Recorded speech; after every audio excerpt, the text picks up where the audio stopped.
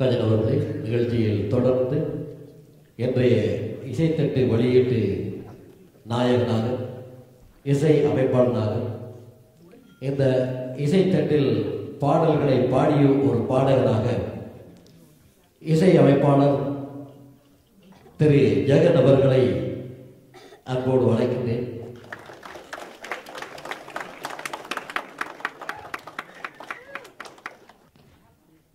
அனைவருக்கும் வணக்கம். எங்கள் அழைப்பை ஏற்றி வந்த எல்லோருக்கும் எனது சார்பாகவும் சில்லு குழுவின் சார்பாகவும் நன்றி தெரிவித்துக் கொண்டு வணக்கத்தை தெரிவித்துக் கொள்கிறேன்.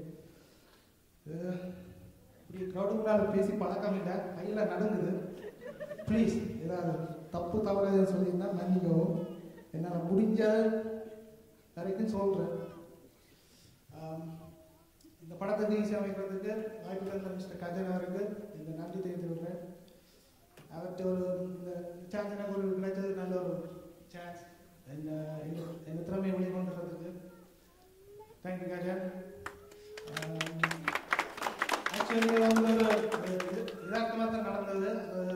கஜன் படம் எடுக்க முன்னம் எனக்கு ஃபோன் அடிச்சுக்கிட்டேன், படம் எடுக்கிறதுக்கு எனக்கு நடிக்கிறதுக்கு ஆக்கள் வேணும், உன்னிட்ட உங்கள் தம்பியை கொஞ்சம் அரேஞ்ச் பண்ணி தரணும். அப்போ நான் கேட்குறேன் படத்துக்கு அப்போ மியூசிக் யார் போடுறது நேரம் படி ட்ரை பண்ணி கொண்டிருக்கிறது. அப்புறம் நான் மியூசிக் செய்கிறேன், நான் இந்த சாம்பிள் அனுப்புவேன், கேட்டு பேக் பிடிச்சிருந்தா செஞ்சுதான் ஃபுல்லாக சொல்லி அந்த சாம்பிளை கேட்டால் பிடிச்சிருந்தா பார்சனாக ஓகே நீங்கள் செஞ்சுதான் சொல்லி. ஸோ அது தான் சொல்லினாரு. அடுத்ததாக என் அம்மா அப்பாவுக்கு அம்மா அப்பாவுக்கு நன்றி சொல்ல முடியாது. என்னை பெற்றெடுத்தது அம்மா அப்பா இல்லாட்டி நான் இந்த ஸ்டேஜில் பார்க்கறது சான்ஸ் இருக்காது. முக்கியமாக என்னுடைய அப்பா இல்லாட்டி முடியாது. உடனே கை தட்டுவீங்க.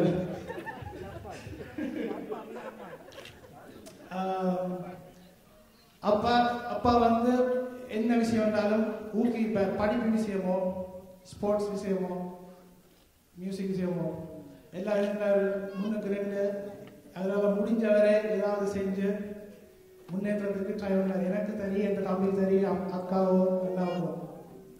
நான் இந்த மியூசிக் பழகிறதுக்கு காரணம் வந்து அப்பா தான். அது ஒரு நாள் நான் அப்பா தம்பி அக்கா கடைக்கு போனாங்க சிஎஸ்க்கு. அப்போ எல்லாம் கடையை சுற்றிட்டு பார்த்து வரைக்கும் அதில் ஒரு கீபோர்ட் இருந்துச்சு. அப்போ அந்த கீபோர்டில் நான் ஒரு கீ எடுத்து அதில் சும்மா தெரிஞ்ச மாதிரி ஹாப்பி பர்த்டே ப்ளே பண்ணினாங்க. அதை அப்பா பார்த்துட்டு எனக்கு ஏதோ தலைவருக்குன்னு நினச்சி ஒரு 1 to 2 வீக்ஸில் என்ன மியூசிக் படிக்கிறதுக்கு ஒரு டீச்சரை பிடிச்சி வந்துட்டேன். அதே ஒரு காரணத்தை அந்த அந்த அந்த சமயத்தில் அப்பா அதை உதாசீனப்படுத்தியிருந்தால் நான் இப்போ இந்த ஸ்டேஜில் மியூசிக்கை உங்களுக்கு இப்போ இந்த படத்துக்கு மியூசிக்கே அமைச்சிருக்க சான்ஸ் இருக்காது. ஸோ அப்பாவுக்கு தான் எல்லா கிரெடிட்ஸும் போகும். இப்போ ஹாப்பி ப்ளீஸ். அடுத்தது என் குருநாதர் டீச்சர். நான் மியூசிக் படிக்க வழிகிட்டது 1994. படித்தது வந்து எஸ்வி வேர்மன். மொன்ட்ரியால் மிடி மெலோடிஸ் குரூப் வச்சிருந்தவர். அவர் இப்போ டொரண்டோவில் இருக்கிறார். 96க்கு 95 எண்டில் மூவ் பண்ணிட்டார் டொரண்டோவுக்கு. அவர்கிட்ட நான் படித்தது கணக்க. அவர்கிட்ட காசு முடிச்சு படித்தது கொஞ்சம், காசுலாம் படித்தது கணக்க. நான் பள்ளிக்கூடம் போயிட்டு வந்து பின்னர் 3:30 இருக்கிறது எந்த நேரம் அவர்கிட்ட ஸ்டுடியோலாம் போயிருப்பேன். கிளாஸ் இருக்கோ இல்லையோ நான் அவருடைய இருப்பேன் கணக்க விஷயம் படிக்கிறதுக்கு நான் கேட்டேன்.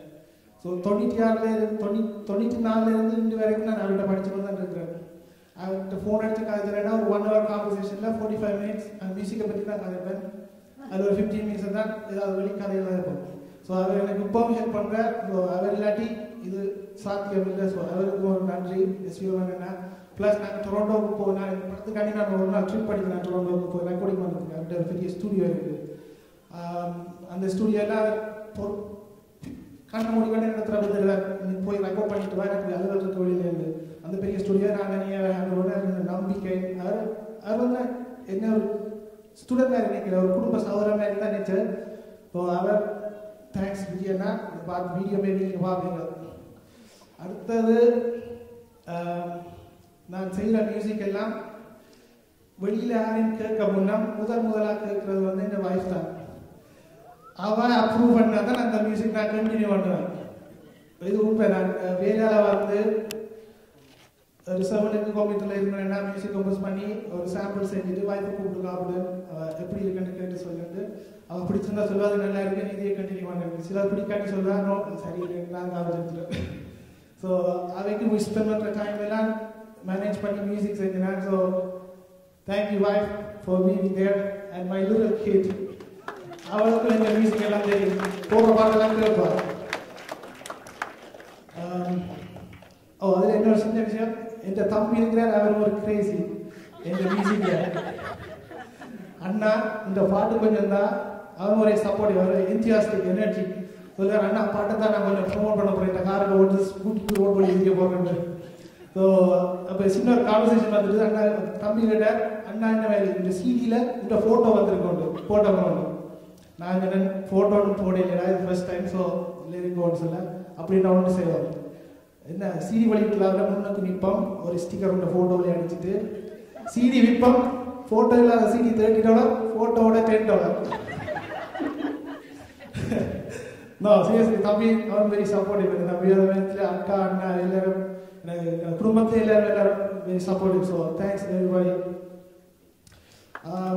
அடுத்து நான் இந்த சிடி சரியாக செஞ்சு முடிக்கிறதுக்கு உதவின சில பேர்கிட்ட பேரை சொல்லுறதுக்கு விரும்புகிறேன் அனுஷா சிவலிங்கம் அவன் டொரண்டோவில் இருக்கிறான் ஷி ஹாஸ் பியூட்டிஃபுல் வாய்ஸ் நல்ல வாய்ஸ் தவிர்க்க முடியாத காரணத்தாலே அவன் பாட்டு போட முடியாது போயிட்டு இந்த சிடியில் அவன் அப்பா எனக்கு சரியான ஹெல்ப்ஃபுல்லாக இருந்தது நான் இங்கேருந்து டொரண்டோவுக்கு போய் ரெக்கார்ட் பண்ணுறதுக்காக டைம் ஸ்பெண்ட் பண்ணி வந்தேன் ஸோ அவைக்கு நன்றி லஃபந்தா அந்தோனி பிள்ளை அவன் பாட்டு சிடியில் இருக்குது அடுத்து த ப்ராப்பர்சி டொரண்டோவில் ரஜினன்னு சொல்லி அவருக்கு இதில் சிடி இருக்குது பாட்டு பிராயன் வந்து ட்ராவல் தந்த ரொம்ப நன்றி அதுவும் தவிர்க்கூடிய தலை சில பாட்டு போட போயிட்டது சாந்தினி வர்மன் இந்த மியூசிக் டீச்சர் வைஃப் அவருக்கு நல்ல வாய்ஸ் இருக்குது அவன் பாட்டு பண்ணாங்க அடுத்து வந்து பாட்டு எழுதினாங்க 2 பேர் லிரிக்ஸ் நிமால்ஜி அவர் ஒரு நல்ல எழுதுவார் பாட்டு நான் சொல்கிற சிச்சுவேஷனை பாரு இந்த மாதிரி பாட்டு இந்த சிச்சுவேஷன் டக்குன்னு எழுதித்தாண்டா ஈவன் சில நேரத்தில் 45 மினிட்ஸில் எடுத்துறேன் ஃபோனில் எடுத்து சொல்லிட்டு இந்த சிச்சுவேஷன் என்ன செய்யலாம் ஒரு லிரிக்ஸ் தான் சொன்னால் உடனே எடுத்துக்கிறேன்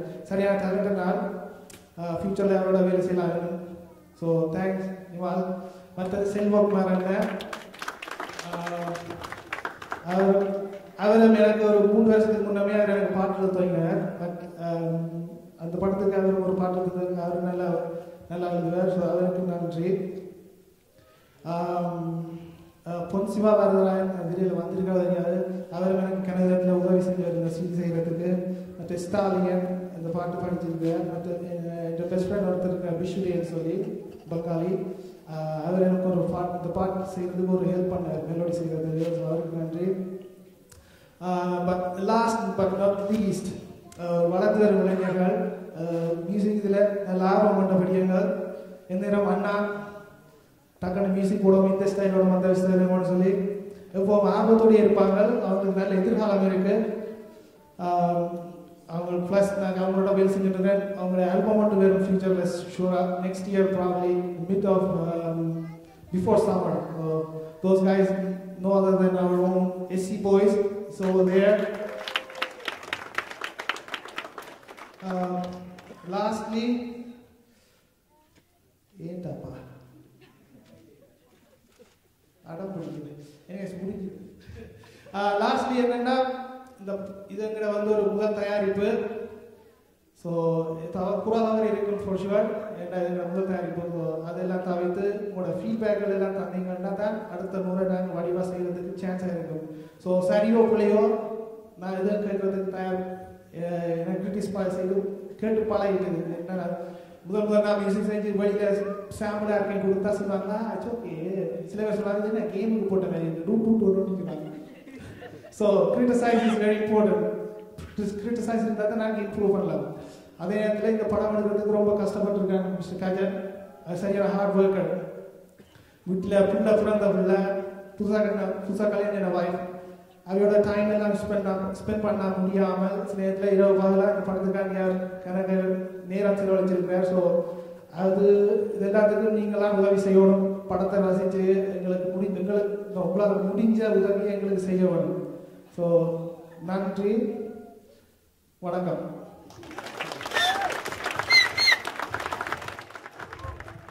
நன்றி திரு ஜெகன் அவர்களே.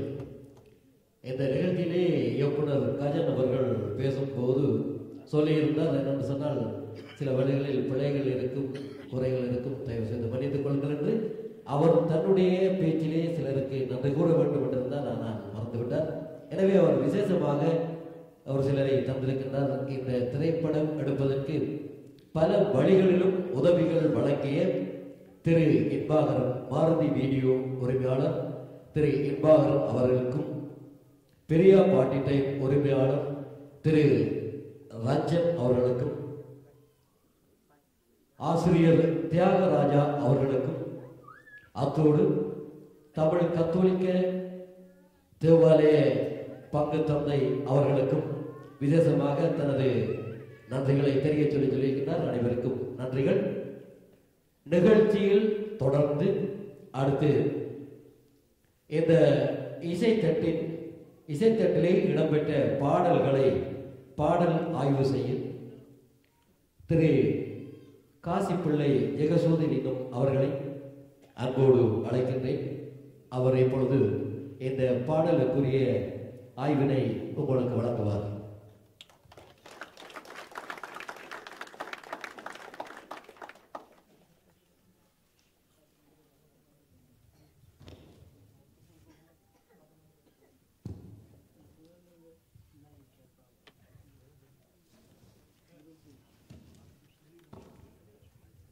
முதலில்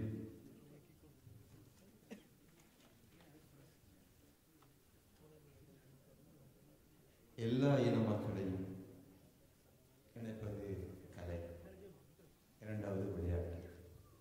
நாங்கள் இன்று கலை சார்பாக கூடியிருக்கிறோம்.